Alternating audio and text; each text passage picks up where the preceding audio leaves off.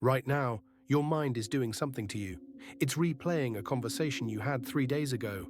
It's imagining a future that doesn't exist yet. It's whispering that something is wrong, even when nothing is. You've felt this. That loop that never stops. The thoughts that circle back no matter how hard you try to shut them down. You analyze every word you said. You rehearse every conversation before it happens. And by the end of the day, you're exhausted. Not from doing anything, but from thinking about everything. But here's what most people never realize.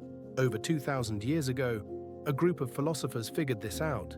They didn't have therapists. They didn't have meditation apps. They had something better, a system of mental discipline so powerful that emperors used it to rule nations, while remaining at peace within themselves. These are the Stoics. And today, you're going to learn 5 of their most closely guarded secrets for silencing the noise in your head. Not temporarily, but forever. If you've ever felt trapped inside your own mind, this might be the most important thing you ever hear. Stay with me. Secret number 1. Separate what you control from what you don't. Epictetus, a Stoic philosopher who was born a slave, said something that changed the course of human thought. We suffer not from the events in our lives, but from our judgments about them. Think about what keeps you up at night. Is it what actually happened? Or is it the story your mind created about what happened? You overthink because you're trying to control things that were never yours to control. What someone thinks of you. What might go wrong tomorrow. Whether you made the right decision 3 years ago. The Stoics had a word for this.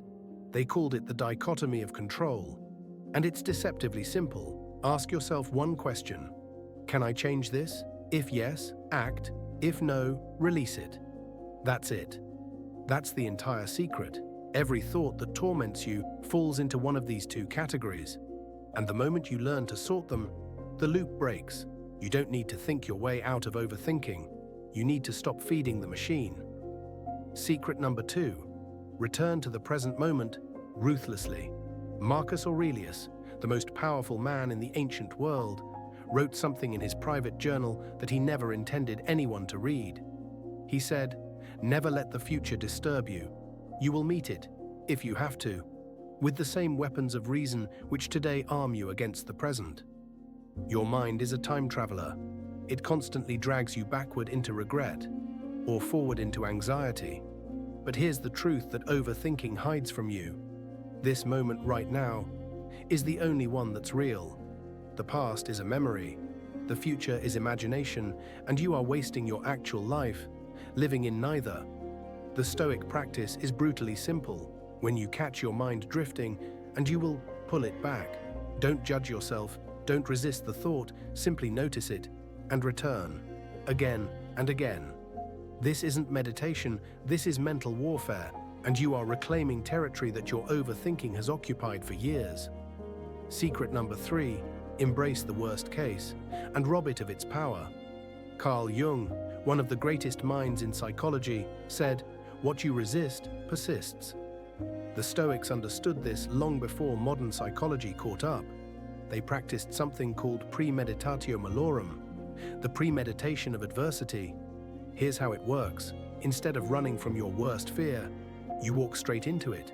In your mind, you face it fully. You're afraid of losing your job. Imagine it happens. Tomorrow, what would you actually do? You'd update your resume. You'd call people. You'd find another way. The catastrophe your mind has been building falls apart the moment you look at it directly.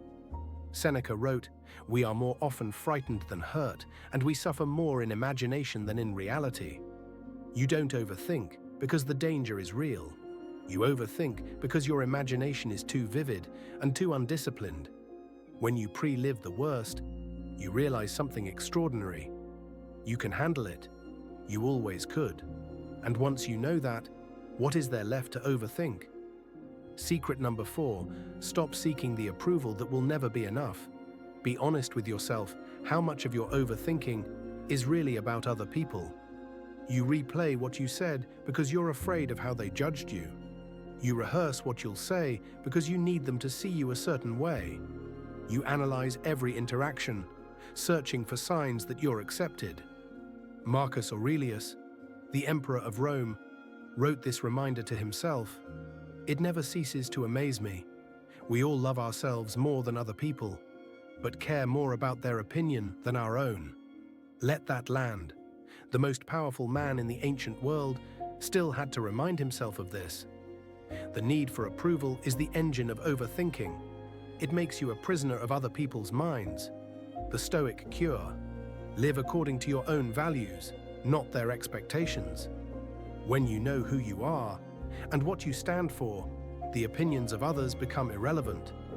Not because you don't care about people, but because you've stopped outsourcing your sense of worth. And the moment you stop needing their approval, you stop rehearsing. You stop replaying. The loop goes quiet. Secret number 5, the most powerful of all. Act before your mind has time to argue. This is the secret most people miss. Overthinking isn't a thinking problem, it's an action problem. You think too much because you do too little. Every minute spent deliberating is a minute stolen from living. And your mind knows this. That's why the anxiety grows. Carl Jung put it perfectly: you are what you do, not what you say you'll do. The Stoics believed that action was the antidote to suffering. Not perfect action, not calculated action, just action. The next small step: send the message, make the decision, start the thing you've been putting off. Because here's what happens when you move. Your mind has something real to process instead of imaginary scenarios. And the overthinking starves. You don't think your way to confidence, you act your way there. Every philosopher who ever lived understood this. The answer isn't in your head. It never was. 2,000 years ago, these ideas freed emperors from the prison of their own minds. Today, they can free you. The 5 secrets are simple. But simple doesn't mean easy. Separate what you control from what you don't. Return to the present moment, ruthlessly. Face your worst fears and rob them of their power. Stop living for the approval of others. And above all, act, move, create. Because a mind in motion has no room for spirals. You have spent enough time at war with your thoughts. The Stoics showed us that peace isn't found by silencing the mind, it's found by directing it. And that begins right now, not tomorrow, not when you're ready. Now. If this spoke to you, share it with someone whose mind won't let them rest. And join us on this journey as we continue to explore the depths of wisdom and philosophy. This is the infinite mind, and you were meant to find this.